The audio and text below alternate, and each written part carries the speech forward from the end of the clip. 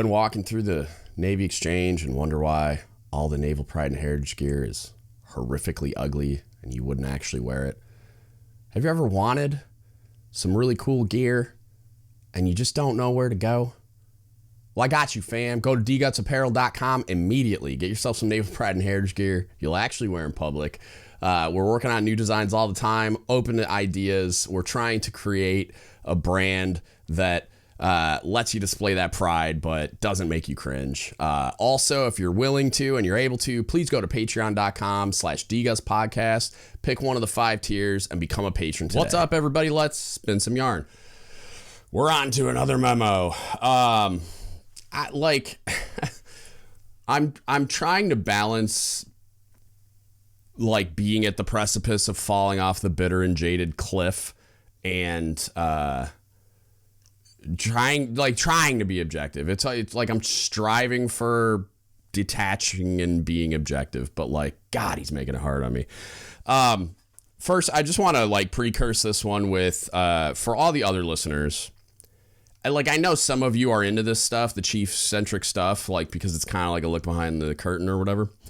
But like some of you probably don't care, especially, I mean, I don't know. It's all, everybody interfaces with chiefs, so it's like maybe it's interesting to some people. But like some of you probably prefer the other content. I promise it's coming. That's why I'm trying to bang these out like multiple podcasts per week. My goal is to do the moral humility foundations next week.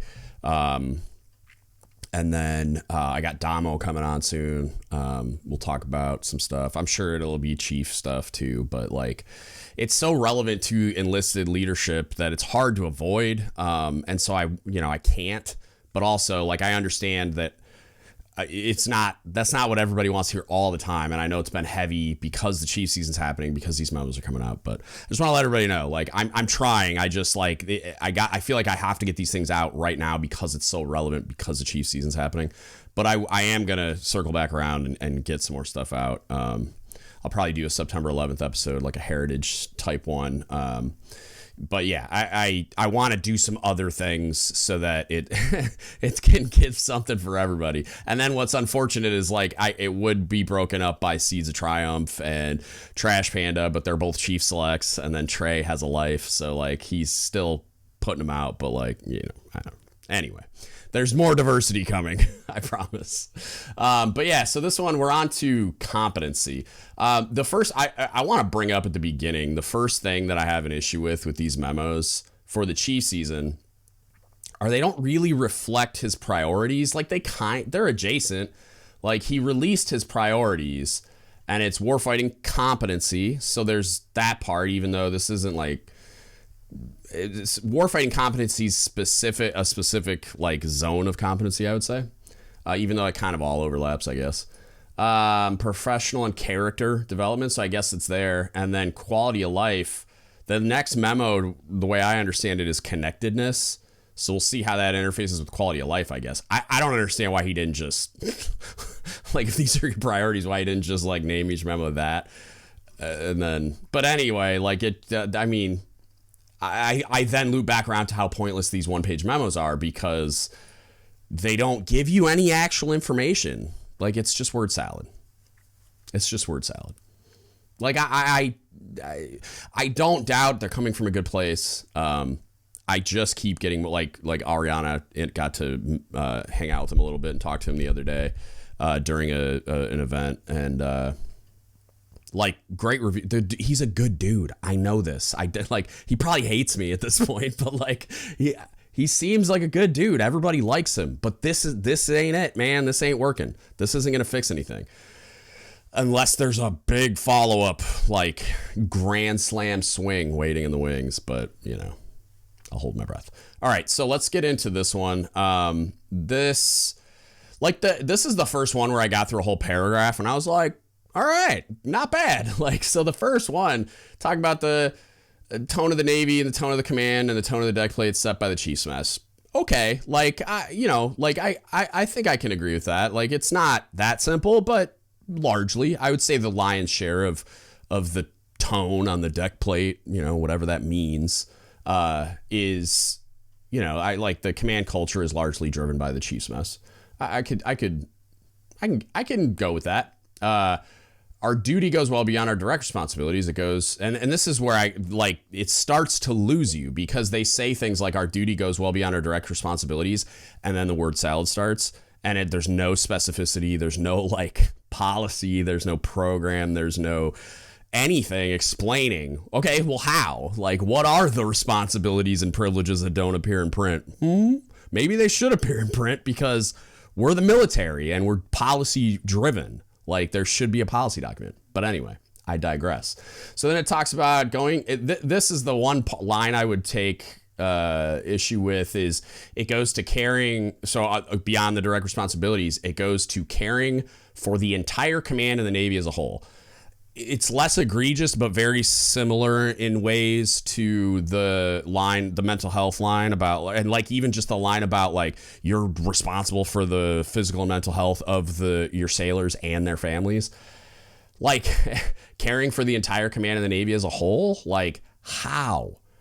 Be specific. How? What do you mean by that? I'm responsible for caring for the whole command. Like, go further. You're a chief on the ship all the time. Okay, that means that when you're out there and you're doing things, like, you don't just walk by because it's not your division, it's not your shop, it's not your ship, it's not your problem, right? Like that, but like be more specific and explain, what does that mean? Because I can't possibly be responsible for the entire command and the Navy as a whole and still do my primary duty and all the other things you want me to do, right? So this is, again, it's less egregious. I kind of get where he's going with that. Like, just care.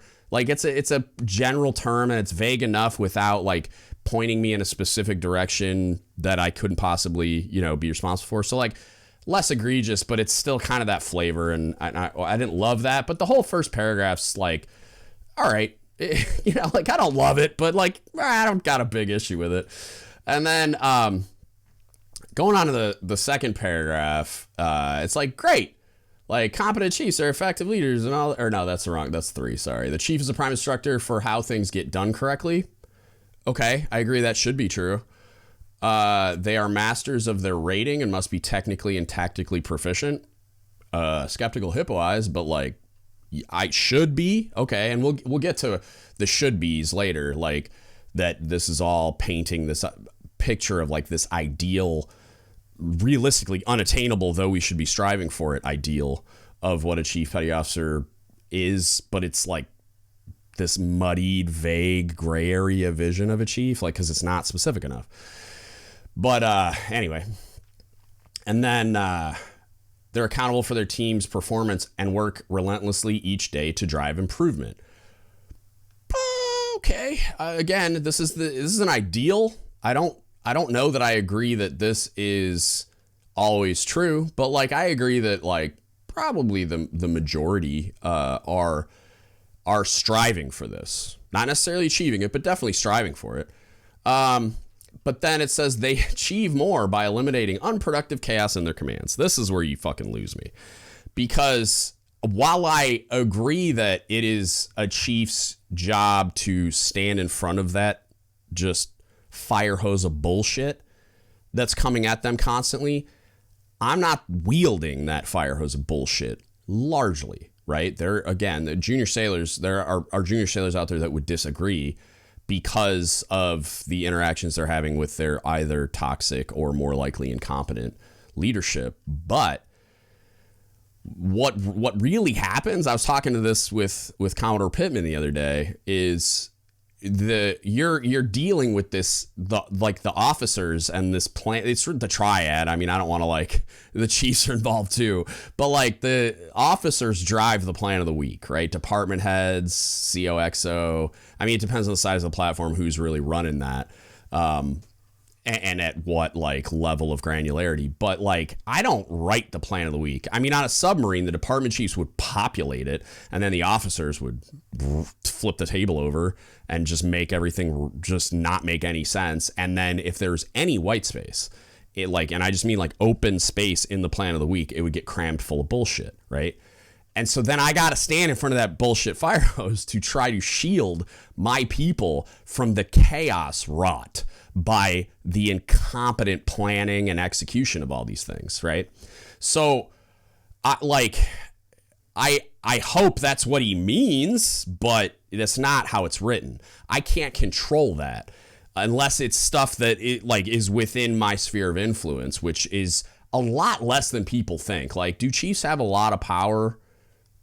I guess, like, sure, but it's like, it depends on where you're standing. You know what I mean? Like, your perception of a chief's power depends on where you find your feet, right? Where you are in your progression in the military, because like a random LCPO on an aircraft carrier versus like an 06 department head, like, that's not, you know what I mean? Like, I don't have power there. You know what I mean? Like, could I exercise some power that would probably just get told to pack sand? Yeah, sure. I could go stand on that 06's desk and tell him what's what. Doesn't mean it's going to accomplish anything other than making me feel good for the 30 seconds that I'm talking before he regulates or she regulates on me. But yeah, I'm saying, like, it depends on your perception. It depends on where you're standing.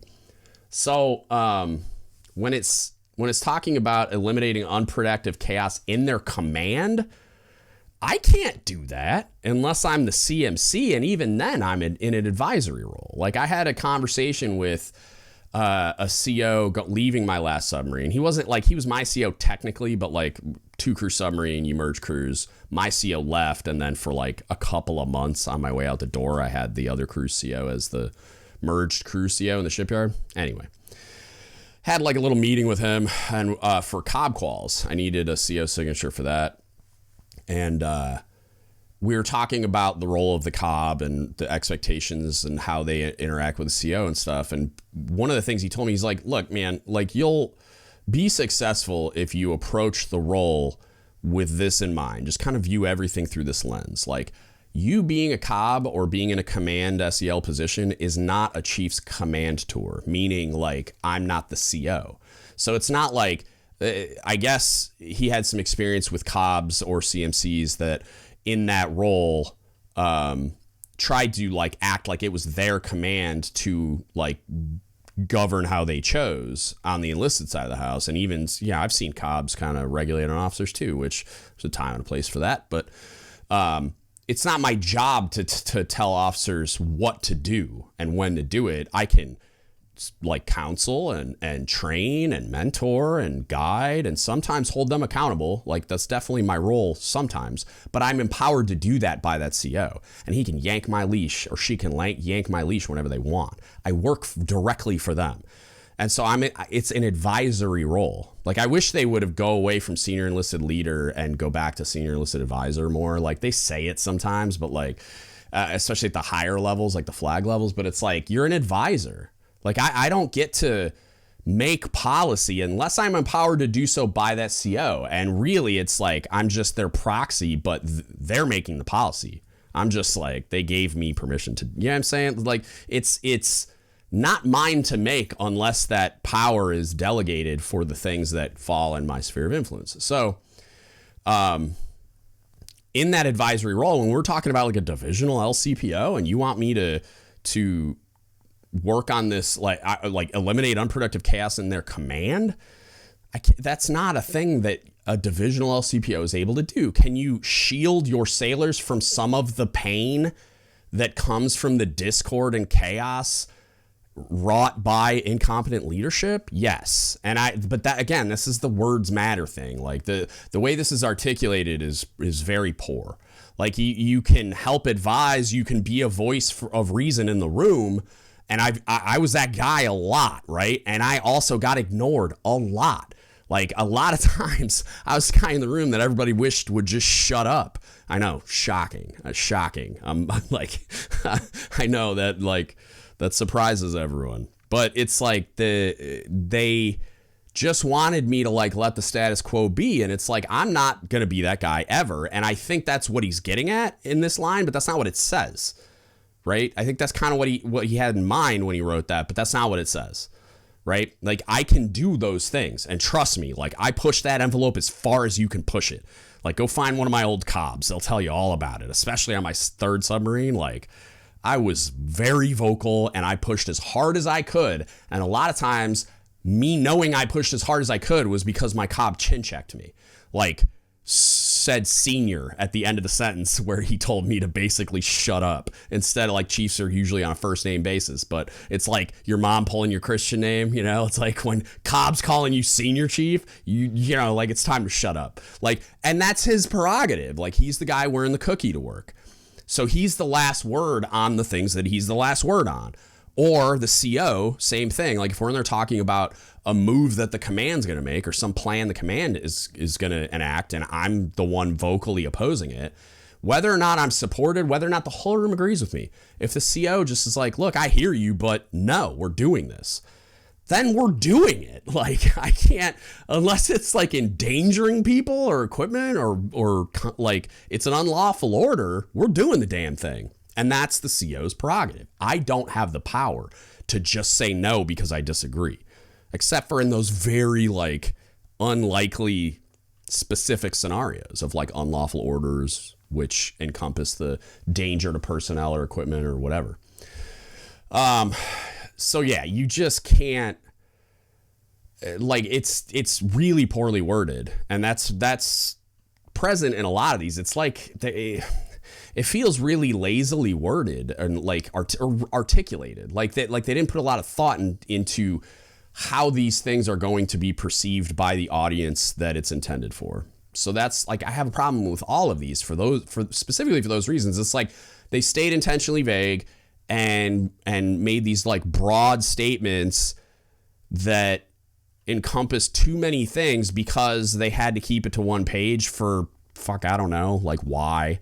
It doesn't, because it just strips all the value out of it, because there's no detail. There's no actual intent here. It's just a bunch of like flowery words and phrases that I guess sound nice. They don't sound nice to me, but because of how my brain works. But yeah, this just, I struggle to understand the point. I struggle to understand how these get released without a critical eye from like the MCPONs leadership mess going, bro, like what does this actually say? And like providing the kind of filter and pushback that you're hearing right now behind a closed door. You know, like this is rough. So moving on to 3, competent chiefs are effective leaders in all their duties.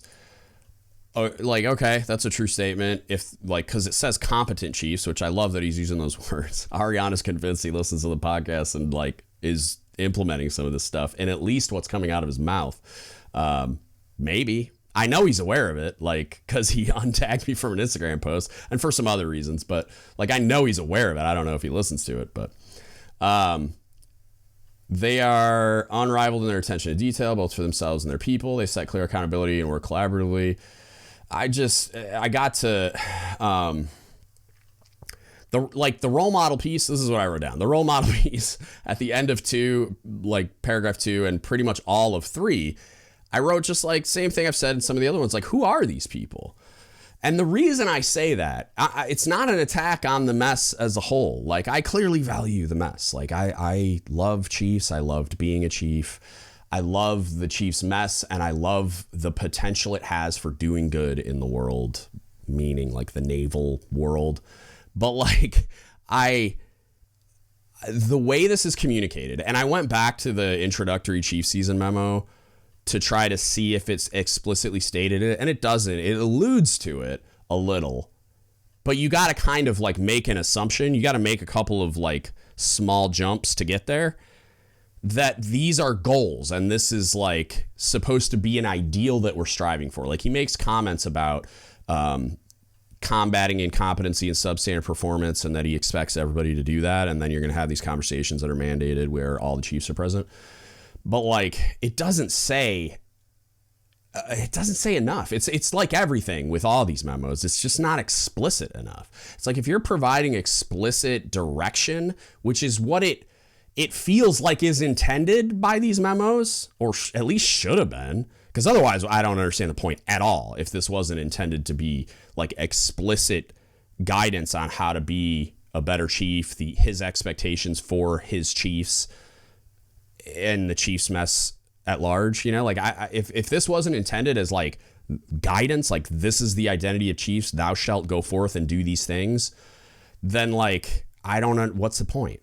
Like, because I get told constantly that the pushback from many different levels on revising the Chief's Creed is, oh, well, the who we are and what we do is already in the mission, vision, guiding principles. Then why aren't these written on the mission, vision, guiding principles? You know what I mean? Like, or why don't we revise the mission, vision, guiding principles to reflect this? Like, whatever, man. If you want to have a flowery creed that's like dog shit, whatever. But like, it's the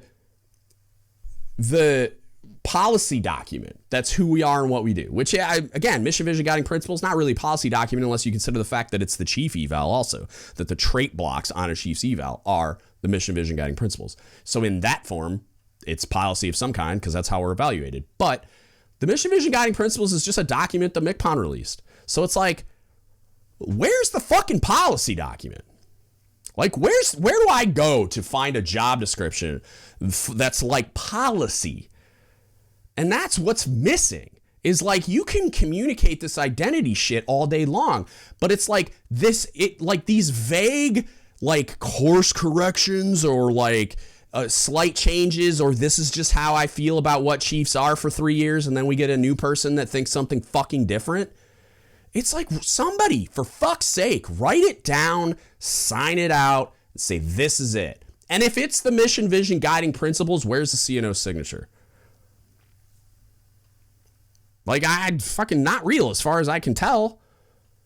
I'm standing by to be corrected if there's something out there that I missed, because I've gone through the Naval Leadership Development Continuum instruction and all this shit. It's not there. Like, the chief season isn't even mentioned in that document. And it's the leadership development instruction for fucking enlisted people. But I digress. All right. So, yeah, it's just like more word salad about like who these people are. And like the reason why I take such issue is like, just yesterday, I got sent an article from a Master Chief buddy of mine about some high level CMC that just got arrested for raping a minor. And it's like, those things exist. And while they're extreme outliers in a bad way, obviously, like I will continue to maintain that the sociopaths like this dude that exist in the mess are like the 0.01%, right? Which is still a giant problem. But like, when we're looking at it as a whole, like, you know what I mean? Like, I get it. It's a giant problem. That's fucking gross. And like, that dude, I hope they throw him in a deep, dark fucking hole. But like, when we're talking about these documents, it's like, we have such problems that like, yeah, I get we're trying to communicate this ideal, but like, I mean, I think, because it's not explicitly stated, but I guess I just get frustrated by like these documents that don't explicitly acknowledge where we find ourselves right now. Like, what's the analysis of us right now? And like, again, Commodore Pittman said with the bell curve thing, he made a statement about like, he thinks we're kind of like, okay, like there's a bunch of bad messes, bunch of good messes. We're about average on a bell curve if you were to analyze everybody, right? Because he analyzes a lot of Chiefs messes being a Commodore, right? He has a whole squadron of submarines. So,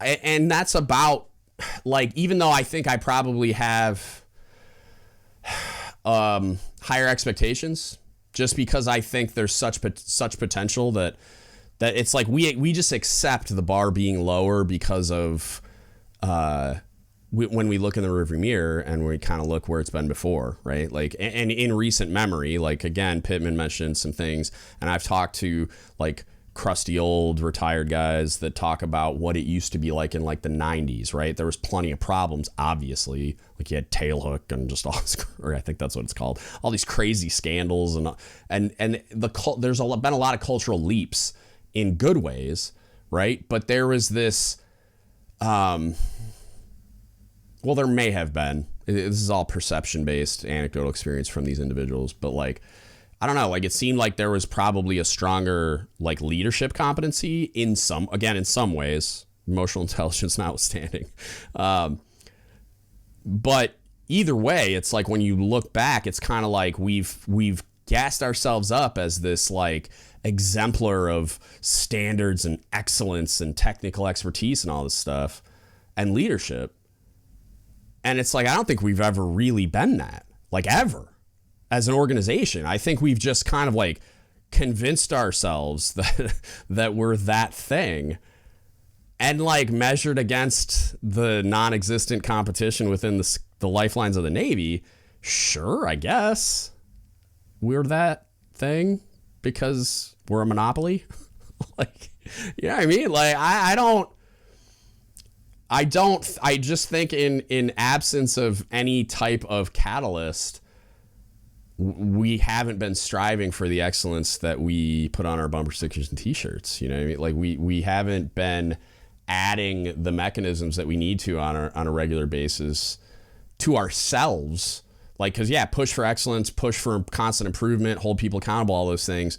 When we're talking about like E6 and below and like junior officers and such, but like, and the command and whatever, but like, what about us? What about making chiefs objectively better? What about raising standards within the mess? What about raising competency? What about education?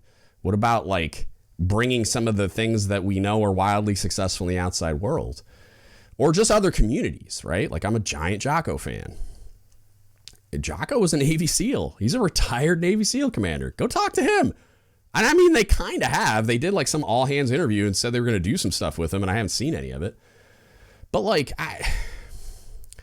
the competency is out there, and some of it is like veterans and or present day service members, but it's like just individuals, anomalies within the mess or within the Navy at large, but it's not built into our institution, and that's the problem.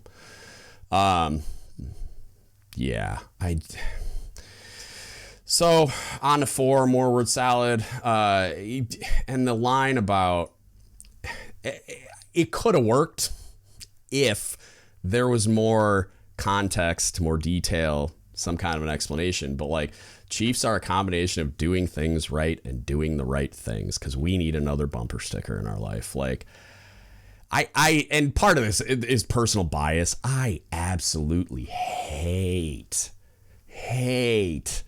people's little like leadership taglines that are mirror images of phrases that I could just shred when you start to like think about it in the context of real life with some kind of like actual detail added to it, like real life scenarios or just some type of context of my role actual, like in real life as whatever I happen to be. And so like now I'm speaking as like in the role of the listener, right? Like divisional LCPO, departmental LCPO, like some type of community where it's smaller or like a different role or whatever, where it's like, it's too vague. Like doing the right or doing things right and doing the right things. One, what's the difference? Explain it to me. Cause I think I can infer meaning, right? I think I can like assume what he meant by that, but I'm not sure. And it's like, they know the standard they walk past is the standard they accept. It's all these like there's a lot of phrases that you hear a lot during the chief season or it within the chief subculture, just like the taglines, the phrases that are used, not just the stuff you see on shirts, like results, not excuses and shit like that. But even just like during the chief season, you hear it's not about you anymore. You hear this line, some version of this line about walking by something that's wrong. And now that's the new standard, that type of thing. You hear that a lot. So there's a lot of things like that. And it's just like, it almost feels like the topic changes sentence by sentence because there's not enough room on a one-page document to provide the kind of detail necessary, the kind, like to provide any context on what he means by that. And so it's extremely frustrating to read these things because it's just like it's like not schizophrenic. It's almost just like a shotgun blast on a target, like just bird shot, just shit everywhere. You know what I mean? Where he just goes here and then here and then here and then here, and there's no detail. It's like you introduce chiefs are a combination of doing the things right and doing the right things. That's the beginning of a paragraph. The rest of that paragraph should be explaining what that means. And it's just like, it's not. It's a bunch of different stuff. They take on a coaching role by having teaching moments on standards. What does that mean? What's a teaching moment? What are standards? How do they work? How does one establish and communicate a standard? How does one enforce a standard? Is there a book that just says standards on it? Or do I get to create them? Or both? Like, there's just so much shit to talk about there. I probably have done a whole podcast on standards, but like, there's a whole thing to tease apart and talk about. And like, the retort will probably be, well, that's what I said to do with these memos. And it's like, yeah, okay, but like, you're leaving the inmates to run the asylum if that's the point, the only thing that's going to happen here, right? Like, if that's the point of these, like, I don't disagree that conversations within the mess are great and things can be learned for sure. But like, there's nothing new introduced, right? It's just one line. And then, hey, go talk about this. Well, within that room, the competency level is the competency level. And while they could like be slightly all over the place, and during those conversations, maybe they cross-pollinate some of that information, but the mean level of knowledge and competency in that mess, it's in the same place that it was before, because the same people with the same information are in the same room together. So it's like, there's gotta be something more here. There's gotta be something more. Oh God, there's only one left. Yeah. The little things comment got me. This is, I think it's in the last paragraph. Is it? Or is it? Oh, no, it's in 4. So it says they know the little things matter because they prevent larger, more significant problems in the future. I immediately went to like the perspective of junior sailors' little things, which is what he's talking about. I think, again, like, okay, I shouldn't say that. I think that's what he's talking about because he didn't tell me explicitly. But the little things, and I immediately went to like, what, routing a timely leave chit or fucking parking or those types of things, which will fall into that quality of life realm, even though he's probably going to be focused on larger whole Navy issues. It's like, do you know what it would do for sailors if somebody like the MCPON just came in and he could make it a priority for other people, because I understand he's got to go testify in front of Congress on C-SPAN and whatever else he does with his free time. But like if it was just made a priority to fix parking, because like fixing childcare, like it's a big issue. And I know it's been talked about and advocated for and worked on. I know Russ Smith was working on it. Honey's probably working on it. It's huge. It requires a shitload of funding. Parking probably requires some funding for sure. Like there's some parking garages that need to get built out there, but also there's a ton of parking on base that goes unused because some asshole put a sign up and then barely ever parks there. But they just want to have a spot for when they do have to come in so that they don't have to have that problem that junior sailors encounter every day. However, junior sailors not only work there, but a lot of them live there and have nowhere to park. Like I remember vividly back in 2003, probably, living in the Horseshoe Barracks in Pearl Harbor, Hawaii, and some douchebag putting a sign up, just made his own sign and put it up in a parking spot at the barracks that clearly had in that spot painted BQ, whatever the number of the building was, parking only. But they put their little sign up because they worked somewhere and they wanted parking and they could never find it, which is its own problem for that person. But I live here. Like I would walk to work sometimes or carpool over to up here if it's farther away. And then when I would get back, it's like, I have to park my car here. I fucking live here.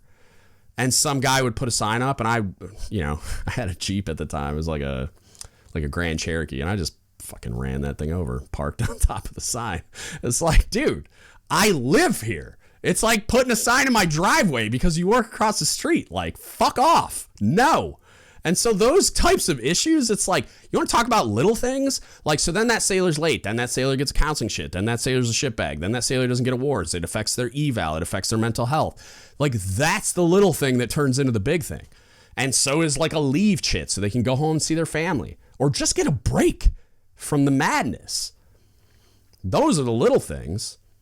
And it's like, again, I wish they would say those things out loud, but also like that's all it says is the little things. Well, what the fuck is the little things? Like, what is that? Because I know what I think it is, but what do you think it is? What do all these junior sailors think it is? Is that what you're going off of? Because he has been jet setting around the Navy for a year. So is that what we're talking about? And if it is, fucking say that, man. Come on. And then at the end, like, you know how I feel about building trust. And it says, so it talks about we actively teach, uphold, and enforce standards. In doing so, we are responsible as a mess to hold one another accountable and acknowledge and address shortfalls. This is how we build trust with our leaders, our sailors, and each other. I disagree. And I'm not saying that I can't see where you were going with this, but like being authentic as a human, humanizing yourself to these people and authentically communicating in whatever that looks like for you as the person and personality type that you are is how you begin to build trust. The way you keep trust is by being an authentic leader that like treats people the same, meets those human needs. Go look up Maslow's hierarchy if you don't know what I'm talking about, and doesn't like compromise their character integrity and that authenticity to do anything else, make rank or fucking appease the CO or whatever. That I can see that would be where he's like, this is how you keep trust or maintain it once you've earned it.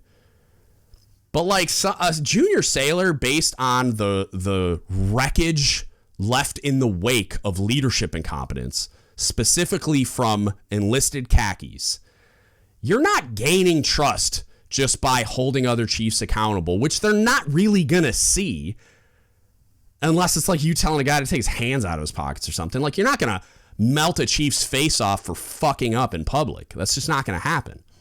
You're going to pull him in the chief's mess. And on most ships, they're not going to know that even happened. On a submarine, you can hear it. Ask me how I know, because I've done it and had the CO come down from the level up and be like, is everything okay down here? Because I'm loud. I know, another shocker. But like, that's not like enforcing standards, upholding and enforcing standards. Like that's you just leading by example, but you're not going to like earn trust with that.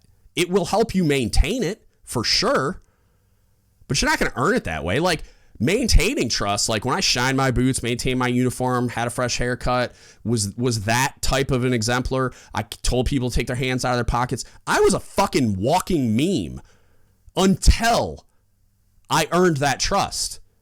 Then it was different because I explained it to them. And I would have the salty E5, the smoke pit lords, right? They would ask me like, senior, why do you give a shit? Why do you care so much about this? And I would explain it to them. And that's the key. When I explained it to them, that was me authentically communicating to them why I care about this thing. And that, combined with my behavior overall, with my interactions with them overall, they saw that not only did I care about those things for real, that wasn't just me faking it or like parroting the party line or whatever, just being a dick.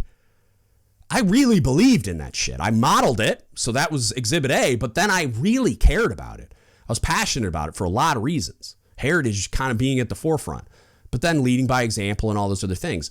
But then my communicating that to them, and more importantly, how I treated them and how I would talk to them, not as if I was superior, right? I just treated them like people. Yeah, within a professional military construct, but I just treated them like people.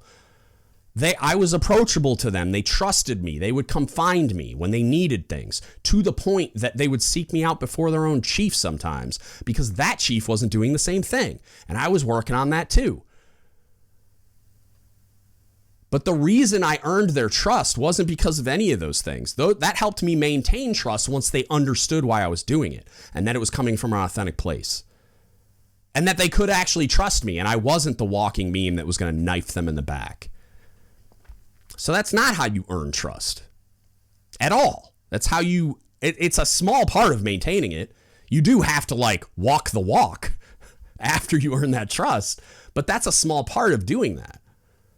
There's plenty of chiefs that I could tell you stories about that didn't do those things and were kind of like the people's chief, where they were like trying to act like the E5 smoke pit lord. And it like was counterproductive in a lot of ways, but God, they love that dude. You know, like he was popular. These things feel tone deaf and out of touch. They feel unrealistic, intentionally vague to the detriment of everyone reading them, and largely pointless. And I just want to like loop back around to, I think Jim Honey's a good dude, and I think his heart's in the right place, and I think he wants to do the right thing. This just isn't how you do it. And I don't I haven't done like an academic study, but the type of feedback, one, I've been getting from these podcasts, and two, I've just been getting from talking to people about these memos as a whole. I'm not the only one that feels this way. And I'm speaking for a lot of chiefs when I say these things. And so it stands to reason that most chiefs probably feel this way. And that's a fucking problem. You got to do something that actually corrects anything or even effectively communicates your expectations, because this doesn't do it. This ain't it, man. I challenge you to go out randomly, don't tell anybody you're coming, and just start walking up to chiefs and say, hey, what are my priorities? Or send somebody else that's not you, so they don't have time to fucking Google it on their phone because somebody like through the telephone game says, hey, MCPON's walking around base asking people what his priorities are, right? Like, just send your staff out to places. Just send some spies out, or put it down through like all the MCPON leadership mess folks, like go to the flag level CMCs and tell them to send a handful of their chiefs out to just walk up to random chiefs and be like, hey, what are the MCPON's priorities? See how many people actually know off the top of their head, and then ask yourself why that is. I'm not saying I know what the results will be, but I think I know what the results would be. I one more to go, guys. These things, they hurt my heart, and I do this with the intention of upsetting the apple cart. Like, I'm going hard on purpose because I think you deserve more. I expect more, and this pisses me off. But again, it's not like I don't want it to be interpreted as a direct attack on the MCPON, because I think he's a good dude. Heart's probably in the right place, just is doing it wrong. And just based on that, like somebody's got to say it, and I'm in a position with a megaphone to do it, so I'm going to do it, to spare the chiefs in uniform from having to do it. Though I do like rabidly encourage you during these mandatory discussions, however they happen, which I suspect it'll just be a selectee training where it's just brushed over so that they can check the box largely. But if you're in a mess and they're having a real conversation, speak up. Tell them how you really feel. It's time. It's time to not be the silent majority anymore. You got to speak up. And this is an opportunity. Like, this is a written invitation to do so. You got to and again, I really think that's his intent at mandating these conversations. Because then, hopefully, those things will then get fed up through all the levels of CMCs, and he'll actually get some productive feedback and then take some action on it. Again, waiting a year, I don't think was the move. I don't think he's going to have time with the way this bureaucracy moves to get the meaningful change he probably envisions done. And I don't, with the way that office turns over, the next person's going to have a whole new set of priorities, Yeah. I think that's it for this one. If you got any feedback, questions, comments, concerns, want to discuss this, hit me up. Don't give up the shit podcast at gmail.com. You can Facebook message us, Don't Give Up the Shit Podcast, or you can DM us on Instagram, Reddit, or Discord at DGUTSpodcast. If you want to support us, you can go to dgutspodcast.com. There's a donate button in the upper right-hand corner of the website, or you can go to Don't Give Up the Ship Apparel. It's dgutspodcast.com. Get yourself some Naval Pride and Heritage gear you'll actually wear in public. We've got stickers, shirts, hoodies, all kinds of cool stuff. And then if you're not into that, but you want to support us, go to patreon.com/dgutspodcast, pick one of the 5 tiers and become a member today. It helps so much with paying the bills and expanding the platform. If you can't spend any money, no worries. Just like, share, subscribe, review on all the platforms for all the things. Share it. Subscribe on YouTube. Share the videos. Share the podcast. Tag your friends. Follow us on social media. All that kind of stuff. Review us on iTunes. Whatever's easiest for you. It all helps. It all helps leverage the algorithms to do the things. So, and that's it. That's what I got for you today. Thank you so much for listening, and don't give up the ship. Please hit the like button, drop a comment down below on what you thought, and subscribe to the channel.